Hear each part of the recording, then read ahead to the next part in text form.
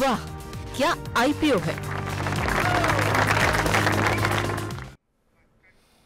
खास पेशकश हमारी वाह क्या आईपीओ है, और हमारी कोशिश ये रहती है कि प्राइमरी मार्केट से जुड़ी हर छोटी बड़ी खबर आप तक पहुंचाई जाए, और साथ ही साथ आईपीओ से जुड़े हुए जितने भी पॉजिटिव या नेगेटिव जो भी पहलू हैं वो आपके सामने रखे जाएं। मैनेजमेंट क्या कह रही है उसके लिए हम कोशिश करते हैं मैनेजमेंट को आमंत्रित करने की। आज भी एक खास मैनेजमेंट हमारे साथ मौजूद है, उनसे भी बातचीत करेंगे, और वो हमारे साथ अब जुड़ चुके हैं MD and CEO Protean eGov Tech के सुरेश सेठी जी। सुरेश जी बहुत बहुत स्वागत है सर आपका। नमस्कार जी, तो आपसे चर्चा शुरू करें सर, उससे पहले हमारे सहयोगी हैं शौर्य, वो तमाम आंकड़े लेकर के आए हैं। अभी क्या कुछ स्थिति देखने को मिल रही है, सब्सक्रिप्शन के आंकड़े क्या हैं, बाकी चीज़ें क्या हैं। शौर्य आप शुरू कीजिए, बताइए क्या कुछ पॉजिटिव क्या कुछ नेगेटिव है कंपनी के बारे में। ये चले पहले तो सुरेश सर को कॉन्ग्रेचुलेट कर देते हैं क्योंकि उनके आईपीओ में अच्छा रिस्पांस देखने को मिल रहा है। आज दूसरे दिन 12:30 बजे तक ही 1.86 टाइम्स सब्सक्राइब हो चुका था। जीएमपी चल रहा है इसका 95 रुपीज़, इसका प्राइस बैंड है 752 से लेकर 792 रुपीज़ का, और कंपनी 490 करोड़ रुपए जुटा रही है जो पूरा ही ऑफर फॉर सेल है। अगर आप नेगेटिव की बात करें तो ये कह सकते हैं नेगेटिव है कि कंपनी का कोई फ्रेश इशू क्यों नहीं है। साथ ही साथ अगर कंपनी को देखें तो ये गवर्नमेंट को जो डिजिटाइजेशन में काफ़ी हेल्प करती है, ओएनडीसी, आधार, पैन, इनसे रिलेटेड काफ़ी सर्विसेज प्रोवाइड कराई है, इकोसिस्टम क्रिएट करते हैं, तो ये गवर्नमेंट इसका एडवांटेज है। रिस्क यही है कि गवर्नमेंट पे काफ़ी ज़्यादा डिपेंडेंसी है। सर इसी सवाल के साथ शुरू करते हैं कि जैसे कि अभी एक जो निगेटिव बात सामने आई है वो ये है कि सरकार के ऊपर निर्भरता आपकी बहुत ज़्यादा है। सबसे पहले तो बहुत बहुत शुभकामनाएं सर आपको आपके आईपीओ के लिए, और जिस तरीके के आंकड़े देखने को मिल रहे हैं वो काफ़ी उत्साहजनक है। निश्चित रूप से काफ़ी अच्छा रिस्पांस रिटेल निवेशकों की तरफ से भी मिल रहा है। तो पहला सवाल यही है सर कि सरकार के ऊपर इतनी निर्भरता जो है वो आपको लगता है कि आगे समय में आप कम करेंगे या इसको आप ज़्यादा कंफर्टेबल मानते हैं? नहीं, देखिए हमारा एक तो फर्स्ट ऑफ ऑल शुक्रिया फॉर योर विशेस, बट अगर हम अपना बिजनेस देखें तो हमारे बिजनेस मॉडल में सरकार के साथ भी काम है, और जो बाकी बिजनेसेस हैं वो B2C और B2B भी हैं। सो इनमें विभिन्न प्रकार के बिजनेसेस हैं। सो मैं थोड़ा सा आपको बिजनेस के बारे में विस्तार से बताता हूं, और वो इस स्पेसिफिक क्वेश्चन को भी एड्रेस करेगा। सो हमारा company basically digital public infrastructure बनाती है। सो देश में भिन्न भिन्न प्रकार का डिजिटल पब्लिक इंफ्रास्ट्रक्चर आज बन रहा है, जैसे कि हम डिजिटल इंडिया की तरफ देखते हैं।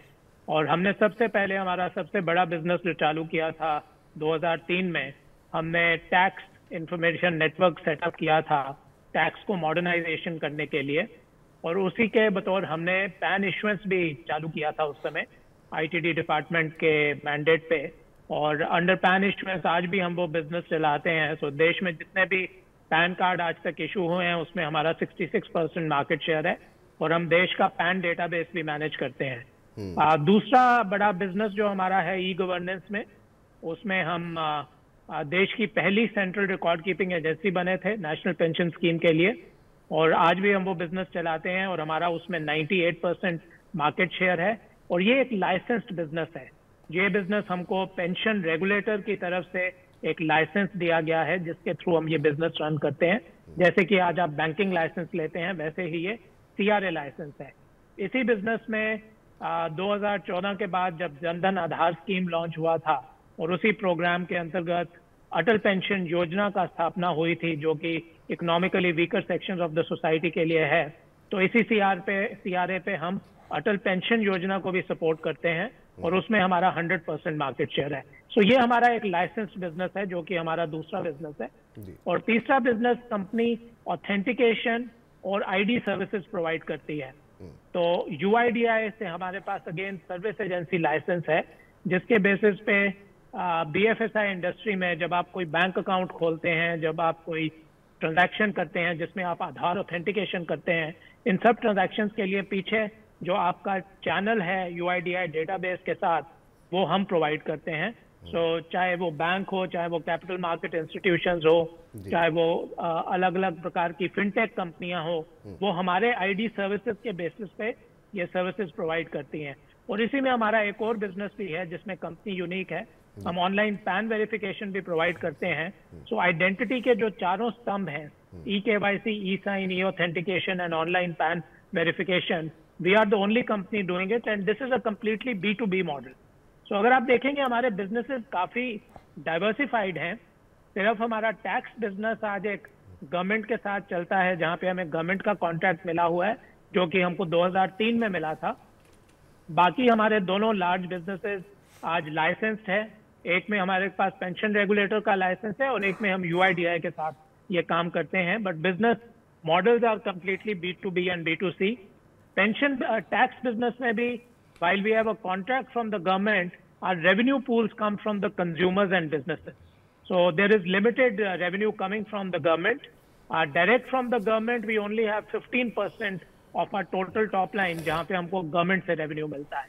So अगर आप देखेंगे, it's quite a diversified business tag, and आगे हम further diversification कर रहे हैं। 3 businesses से हम 6 businesses में move कर रहे हैं।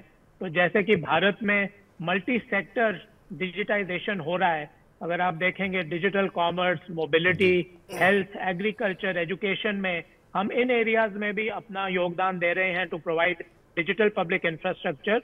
और आईडी सर्विसेज के ऊपर हम पूरा एक नया बिजनेस खड़ा कर रहे हैं अपने अकाउंट एग्रीगेटर लाइसेंस के साथ, जहां पे हम डेटा और एलाइड सर्विसेज प्रोवाइड करेंगे। और हमने तीसरा बिजनेस खड़ा किया है क्लाउड सर्विसेज और इन्फोसेक कंसल्टिंग में। और 3 से 6 बिजनेसेस की तरफ कंपनी डाइवर्सिफाई कर रही है, और उसके साथ हम ये पूरा 6 बिजनेसेस का स्टैक ग्लोबल मार्केट्स में भी ले जाने का प्रयत्न कर रहे हैं। जी चलिए सर, मेरा आपने पूरी अपनी जर्नी बताई है, तो मेरा क्वेश्चन ये है कि इस पूरे में आपने जो इंडिया को डिजिटाइज करने में काफ़ी अहम भूमिका निभाई है, तो आपके लिए चैलेंजेस क्या थे, फिर आप उससे क्या सीखने को मिला जो आप आगे आपको लग रहा है कि इससे आपको बिजनेस में इंप्रूव करने में मदद मिलेगी? तो शौर्य, सबसे बड़ी चीज़ है कि हमने नेशनल स्केल पर डिजिटल पब्लिक इंफ्रास्ट्रक्चर खड़ा किया है। सो जो भी लर्निंग्स आती हैं कि एक पूरे देश की लेवल पे आपने एक इंफ्रास्ट्रक्चर बनाया है, that is a very strong inherent strength in the company. जब ये नए डिजिटल इकोसिस्टम्स बन रहे हैं अलग अलग सेक्टर्स में, हमें लगता है कि हमारी ये पास्ट एक्सपीरियंस इसके लिए बहुत महत्वपूर्ण रहेगा। दूसरा, हम नेशनल लेवल पे डेटा मैनेज करते हैं, which is again a very important aspect. आज हम देश का पूरा पैन डेटाबेस मैनेज करते हैं। सिमिलरली पेंशन का जो डेटा है, एज आई सेड, हमारा 98% मार्केट शेयर है नेशनल पेंशन स्कीम में और 100% अटल पेंशन योजना में। तो देश का लगभग 98% प्लस पेंशन डेटाबेस भी हम मैनेज करते हैं। सो जो लर्निंग्स हैं to securely manage data, ensuring privacy of the data, those are again very important. Because अगर हम अपना DPDP एक्ट देखते हैं और जो नए बिजनेसेस आ रहे हैं डेटा के बेसिस पे, हमारा उसमें भी बहुत एक्सपीरियंस है डेटा मैनेज करने में। सो ये दो चीजें बहुत इंपॉर्टेंट हैं for the new businesses that we are growing. एक चीज़ आपसे समझना चाहेंगे सर, अभी आपने जैसा बताया कि आप डिजिटल भारत में जो है सक्रिय योगदान दे रहे हैं, और अभी हाल फिलहाल में चूँकि वर्ल्ड कप चल रहा है, तो कई सारी एशियन कंट्रीज़ के बड़े बड़े लोगों को हमने इस बारे में बातचीत करते सुना किस तरीके से भारत में डिजिटाइजेशन बढ़ रहा है, खासतौर से पेमेंट को लेकर के, बाकी चीज़ों को लेकर के। और वहाँ पर भी अब इस बात का दबाव बढ़ रहा है कि कैश आधारित जो है व्यवस्था कम हो और डिजिटाइज हो। तो क्या इंटरनेशनल एक्सपेंशन करने के आपके विचार हैं? कहीं कोई बातचीत चल रही हो भारत के अलावा? किस तरीके से आप बाहर एक्सपेंड करने की बात कर रहे हैं? तो विपुल, बाहर के देशों में भी हम यही देख रहे हैं कि स्पेशली डेवलपिंग कंट्रीज में बहुत कंट्रीज अब डिजिटल पब्लिक इंफ्रास्ट्रक्चर बनाना चाहती हैं। एक तो उनको आधार जैसी आइडेंटिटी सर्विसेज चाहिए, वो टैक्सेशन सर्विसेज देख रहे हैं। इन कंट्रीज में पेमेंट्स पर भी दबाव है, और likewise pension system, social security. So जो हमारे बिजनेसेस जो हमने भारत में खड़े किए हैं, जहाँ पे हमने डिजिटल पब्लिक इंफ्रास्ट्रक्चर में योगदान दिया है, वही इंफ्रास्ट्रक्चर आज बाहर के काफ़ी देश देख रहे हैं, स्पेशली डेवलपिंग कंट्रीज में। और since most of these businesses are government driven, यहाँ पर काफ़ी टेंडर्स और RFPs भी आई हैं और हमने काफ़ियों में पार्टिसिपेट भी किया है। तो करंटली कुछ सक्सेसफुल बिड्स में हमने शॉर्ट लिस्टिंग भी हुई है, बट अभी हम वेट कर रहे हैं अपना पहला बिजनेस वहाँ से आने का। बट अदरवाइज काफ़ी अपॉर्चुनिटी है बाहर के देशों में। जी चलिए सर, आपने डेटा प्राइवेसी और सिक्योरिटी की बात करी है। जितनी जल्दी डिजिटाइजेशन बढ़ रहा है, ये भी खतरा भी बन रहा है, तो आप इसे कितना बड़ा खतरा मानते हैं और आप कैसे इसे मिटिगेट करते हैं कि डेटा लीक ना हो और एक सिक्योरिटी बनी रहे? आप सवाल सुन पाए सर? चलिए सुरेश जी सुन पा रहे हैं सवाल आप? जी चलिए आ गए सर। अब आपकी आवाज आ रही है। सॉरी, ये जानना चाह रहे हैं सर कि जैसे जैसे देख रहे हैं अभी हाल फिलहाल में ही कुछ डेटा लीक होने की जो खबरें आई हुई हैं, और हम देखा बहुत सारी जो है आईडीज़ जो है करीब 81 करोड़ भारतीयों की बहुत ज़रूरी जो जानकारियां थी वो कोविड वाले मामले में जो है वो लीक हुई हैं। ये कितना बड़ा खतरा बढ़ रहा है और इसको सुनिश्चित कराने के लिए कि लोगों की निजी जानकारी जो है इस तरीके से लीक ना हो आधार के ज़रिए या बाकी ज़रिए, इसको सुनिश्चित करने के लिए कितनी बड़ी जिम्मेदारी आप मानते हैं और क्या कर रहे हैं आप लोग? ये बहुत ही इम्पोर्टेंट एस्पेक्ट है, क्योंकि जैसे भारत डिजिटाइज हो रहा है, नेचुरली और ज़्यादा डिजिटल डेटा बनेगा सबका, and it is very important that the data whether foundational level पे है आईडी के तौर पर और इट इज़ ट्रांजैक्शनल डेटा, ये डेटा सिक्योर होना चाहिए। और हमारा डीपीडीपी एक्ट भी इसी का फ्रेमवर्क बताता है कि कोई भी डेटा अगर हम शेयर करना चाहें तो उसमें कंसेंट लेना चाहिए डेटा ओनर का। So these are very important thing. जैसा कि मैंने बताया, हमने अकाउंट एग्रीगेटर का भी लाइसेंस लिया है from Reserve Bank of India, and for us this becomes a very important part of our business. हमारा जो करंट डेटाबेस जो हम मैनेज करते हैं, जैसा मैंने कहा कि whether it's the PAN data और द पेंशन डेटा, हमारी डिफरेंट सिक्योरिटी पैरामीटर्स होते हैं, डिफरेंट लेयर्स ऑफ सिक्योरिटी होती है around the data, and we also take full care, जैसे एंड पॉइंट प्रोटेक्शन क्या होती है उसमें। हमारे जो पूरा डेटा इंफॉर्मेशन सिक्योरिटी है that is certified at the highest level under IS 27001, and lot of these audits and processes are put in place to ensure that data is completely secure. So that is something जो हम पिछले 20 साल से करते आ रहे हैं, and इस पे बहुत फोकस है कंपनी का कि इंश्योर किया जाए कि डेटा सुरक्षित रहे, and at the same time in line with the new DPDP Act, any data which is shared, we are building a completely consent-based architecture to share any data for doing any sort of data processing. जी चलिए sir, अब financials की बात कर लेते हैं। आपका जो पूरा इश्यू है वो ऑफर फॉर सेल है, लेकिन आपका बिजनेस ग्रोइंग है, आपको कैपेसिटी एक्सपेंशन भी करना होगा, तो फिर आप इसके लिए फंड्स कहाँ से जनरेट करेंगे? तो कंपनी अगर आप देखिए, हमारा काफ़ी एसेट लाइट मॉडल है।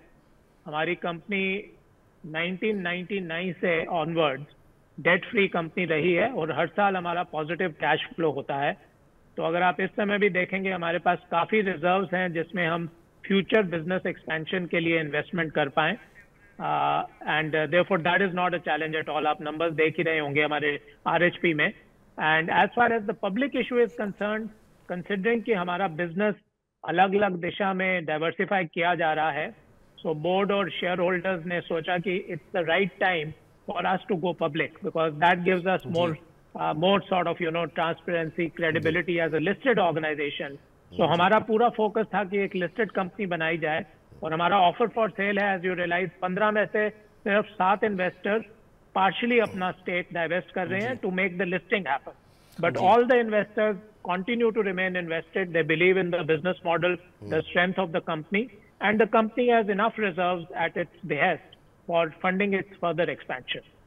जी सौरभ कुछ पूछना चाह रहा है, लेकिन एक छोटी सी कि आपने इस बात का जिक्र किया कि वो लोग बने रहेंगे जो पुराने निवेशक हैं आपके साथ, उसमें सर बहुत सारे निवेशक ऐसे भी रहे, एक निवेशक ऐसे भी रहे जो कि मतलब 900 से ऊपर उन्होंने आपके शेयर पे उस समय एंट्री ली थी, और इतने समय बाद बने रहने पे अब वो डिस्काउंट पे बेच रहे हैं। तो ऐसा तो नहीं होगा कि उन निवेशकों के मन में थोड़ी सी निराशा होगी कि बिजनेस ग्रो कर रहा है, सब कुछ हो रहा है, लेकिन उनको नुकसान हुआ सर? तो वे बोले, एक तो क्लियरली ये है कि this was a good time to sort of become a public listed company, जैसा मैंने कहा आपको अपनी कंपनी स्ट्रेटजी के अकॉर्डिंगली, एंड देयरफॉर जितने भी इन्वेस्टर्स हैं उन्होंने इस समय कहा कि हम थोड़ा इसमें योगदान करेंगे और थोड़ा डाइवेस्ट करके इसको लिस्टेड कंपनी बनाएंगे। बाकी जैसा आपने वो पर्टिकुलर एग्जांपल दिया, different market situation at different time, currently this is a public discovered price, and हम आशा करते हैं कि उसी के बेसिस पर we have come out with a price band, and that is where we are today. But everybody, as I said, is invested and continues to remain invested and believes in the growth story of the company. जी चलिए sir, अगर आपने numbers की बात करी थी, आपके revenues बढ़ते हुए नजर आए हैं, लेकिन EBITDA में थोड़ा एक फ्लक्चुएशन देखने को मिला, और ऐसा उसकी वजह से आपके प्रॉफिटेबिलिटी, मार्जिन, रिटर्न रेशियो में असर पड़ा है, और ऐसा लग रहा है जो आपका एम्प्लॉय बेनिफिट एक्सपेंस है वो सिग्निफिकेंटली बढ़ा है। FY22 में 78 करोड़ था, जो FY23 में 122 करोड़ गया। तो क्वेश्चन ये, इसके पीछे का रीजन क्या था? ऑल्सो क्या ये वन टाइम इवेंट है या फिर रेगुलरली इंक्रीज हो सकता है ऐसे आगे? नहीं, आपने सही देखा उसमें। तो एक तो जैसा मैंने कहा, अराउंड 3 years बैक हमने यही देखा कि नए डिजिटल इकोसिस्टम्स क्रिएट हो रहे हैं और कंपनी अपना जो एक्सपीरियंस है, एक्सपर्टीज है, उसी के बतौर अलग अलग सेक्टर्स में जाने के लिए एक्सपैंड कर रही है। तो उस समय हमने head of the curve accelerated investment किया लोगों में, बिकॉज हमारा सबसे important asset is people and knowledge. So we invested in people, we got full stack engineers जो ओपन सोर्स टेक्नोलॉजी में एक्सपर्ट्स हैं। हमने प्रोडक्ट स्पेशलिस्ट में इन्वेस्ट किया है जो कि अलग अलग सेक्टर्स के एक्सपर्ट हैं, जैसे एग्रीकल्चर हो गया, कॉमर्स हो गया या हेल्थ हो गया, क्योंकि अभी तक कंपनी का larger business was in the BFSI sector. So ये हमने वन टाइम इन्वेस्टमेंट की है। आगे हमारा नॉर्मलाइज ग्रोथ होगा एम्प्लॉय एक्सपेंसेस में, but this was a one time sharp investment which was taken ahead of the curve for us to diversify into the new lines of business. But going forward, it will be more a normal growth from here, because these teams, whatever stacks or technology stacks they are building, they are replicable. We can use the same technology to work across multiple sectors, and we see this technology stack having a replicability over there. So that is for us, one abnormal expenditure, and you will see the difference between FY22 and 23. where we have almost a 50% growth in employee expenses. बाकी आपने EBITDA की बात की, so 22 was in one way an exceptional year for us, because we had the sale of a one-off sale of an asset, and that added to our profitability. And therefore, while our revenues have grown steadily over the last, even if we look at the last 3 years, but you will see our profit has had a certain, variation where it's abnormally gone up and then, stabilized in this year. So we see a normal growth going forward, and that was a one-time revenue which we generated with the sale of an asset last year. जी सेठी साहब, बहुत बहुत शुक्रिया, बहुत बहुत धन्यवाद अपना महत्वपूर्ण समय देने के लिए। हमारी तरफ से एक बार फिर से बहुत बहुत शुभकामनाएं। उम्मीद करते हैं कि आपके IPO को ऑलरेडी इतने अच्छे रिस्पॉन्स नंबर मिल रहे हैं और सफल हो, अच्छी लिस्टिंग हो, और उसके बाद से फिर से एक बार आपके साथ बातचीत करेंगे और कंपनी की आगे की विस्तार की योजनाओं में और डिटेल में चर्चा करेंगे। बहुत बहुत शुक्रिया। Thank you very much. धन्यवाद सर। चलिए अब आगे बढ़ते हैं। बहुत सारी टिप्पणियां भी आई हैं और कुछ एक सवाल भी आए हुए हैं, उसमें भी बातचीत करेंगे। लेकिन शौर्य, जो अभी मैंने उनसे बातचीत की थी उसमें महत्वपूर्ण बात ये है कि IAFL जो है वो जो है उन्होंने 950 के आसपास जो है उस कंपनी में हिस्सा लिया हुआ था। अब चूँकि IPO आ रहा है तो अब वो उसमें अपना हिस्सा बेच रहे हैं इस मौजूदा भाव पे जिस पे प्राइस आ रहा है। तो इसमें एक कंसर्न ये है कि भाई अगर जो पुराने निवेशक हैं उनको नुकसान हो रहा है। इसका दूसरा पहलू ये है कि जिनके लिए IPO आ रहा है उनको उतने हायर भाव पे नहीं मिला, और वास्तविक स्थिति को देखते हुए कंपनी ने जो इस समय बाजार की स्थिति है और निवेशकों को भी थोड़ा एक मौका मिले ताकि उनको भी लिस्टिंग गेन मिले, तो उसके लिए कंपनी ने जगह छोड़ी। तो इसके दो पहलू यहाँ पर निकल करके आते हैं। इसमें एक पॉइंट और है जो कहा है कि वो पार्शियल शेयर बेच है, देखना पड़ेगा उन्हें कितना हिस्सा भी है, तो क्या पता उसके आगे कंपनसेट करने का मौका मिला अगर शेयर में तेज आए तो। मतलब बिल्कुल आगे तो मिलेगा ही, क्योंकि नुकसान कोई इतना क्यों बुक करेगा, निश्चित रूप से उम्मीद बेहतर की ही करेंगे। तो अब चलिए जरा अब आगे बढ़ते हैं और आज के जो बाकी IPOs हैं उसके बारे में जरा फटाफट डिटेल बता दीजिए। जी, आज एक IPO आस्क ऑटोमोटिव, आज इसकी बेसिक डिटेल बता देते हैं, कल इसके मैनेजमेंट जुड़ेंगे तो अच्छे से डिस्कशन करेंगे इसके ऊपर। ये IPO 7 से 9 नवंबर तक खुलेगा। इसका प्राइस बैंड है 262 से लेकर 282 रुपीज़ पर शेयर, 268 से लेकर 282 रुपीज़ पर शेयर का। IPO से 834 करोड़ रुपए जुटा रहे हैं और पूरा ही ये OFS है। ये देखिए ट्रेंड नजर आ रहा है, कई IPO आजकल सिर्फ ऑफर फॉर सेल के लिए आ रहे हैं और ये, लेकिन आज 7 नवंबर तक ये 12:30 बजे तक सिर्फ 15% ही भरा था। GMB चल रहा है इसका 40 रुपीज़ पर शेयर का। बेसिक बताएं, इनका बिजनेस होता है एडवांस ब्रेकिंग बनाने का 2 व्हीलर के लिए। तो अपने दर्शकों को बता दें कि इस कार्यक्रम के लिए अरुण केजरीवाल जी हमारे साथ जुड़ने वाले थे, लेकिन शायद उनकी फ्लाइट लैंड नहीं हो पाई तो इसलिए अभी तक जुड़ नहीं पाए हैं। लेकिन आपको बता देते हैं इस समय क्या कुछ यहाँ पर रिस्पांस है आस्क ऑटोमोटिव पे। कैनरा बैंक सिक्योरिटीज़ कह रहा है सब्सक्राइब करें, रिलायंस सिक्योरिटीज़ का कहना है सब्सक्राइब करें, स्टॉक बॉक्स सब्सक्राइब करने की सलाह दे रहा है, स्वास्थ्य का इन्वेस्टमार्ट भी सब्सक्राइब करने की सलाह दे रहा है। एक बार जरा जो अभी हम IPO चर्चा कर रहे थे प्रोटीन का, उसको जरा लगाइए, उसमें जरा ब्रोकर्स की राय दिखा दीजिए, क्योंकि हमारे पास एक्सपर्ट नहीं जुड़े हैं।